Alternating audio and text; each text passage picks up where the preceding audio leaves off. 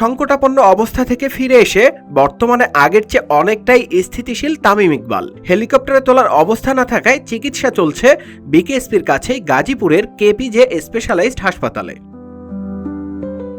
তবে এবার জানা গেছে সন্ধ্যায় ঢাকায় স্থানান্তর করা হচ্ছে তামিমকে। রাজধানীর এভার কেয়ার হাসপাতালে তাকে ভর্তি করা হতে পারে বলে ধারণা করা হচ্ছে। তামিমকে ঢাকায় আনার বিষয়টি নিশ্চিত করেছেন মোহামেডানের পরিচালক মাসুদুজ্জামান। গণমাধ্যমের সঙ্গে আলাপকালে মাসুদুজ্জামান বলেন, তামিমকে সন্ধ্যায় ঢাকায় নেওয়া হবে, এই সিদ্ধান্ত নিয়েছে তার পরিবার। তামিমকে অ্যাম্বুলেন্সেই ঢাকায় ফেরানো হবে বলে নিশ্চিত করেছেন তিনি। তামিমের অ্যাম্বুলেন্সের সঙ্গে থাকবে প্রোটোকলও। তামিমকে নিয়ে শঙ্কাটা কেটে গেছে অনেকটাই। এখানে খুব ভালো ট্রিটমেন্ট হয়েছে, এটা তো আপনারা সবাই জানেন। এদিকে গতকাল অসুস্থ হওয়ার পর থেকে তার বিষয়ে বিভিন্ন উৎস থেকে খবর পাওয়া গেলেও এবার নিজেই কথা বললেন সাবেক ওয়ানডে অধিনায়ক।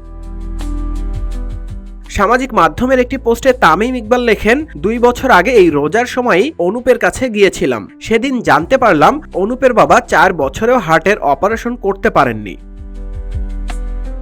এছাড়া সামাজিক মাধ্যমে তামিম তার এই সংকটময় মুহূর্তে পাশে দাঁড়ানো মানুষদের অবদান উল্লেখ করে আরও বলেন, আল্লাহ তাআলার অশেষ রহমত আর সকলের দোয়ায় আমি ফিরে এসেছি।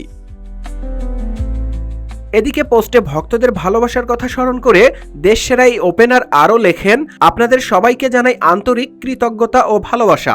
সবাই আমার জন্য এবং আমার পরিবারের জন্য দোয়া করবেন। আপনাদের ভালোবাসা ছাড়া আমি তামিম ইকবাল কিছুই না। নিউজ ডেস্ক, রূপালী বাংলাদেশ।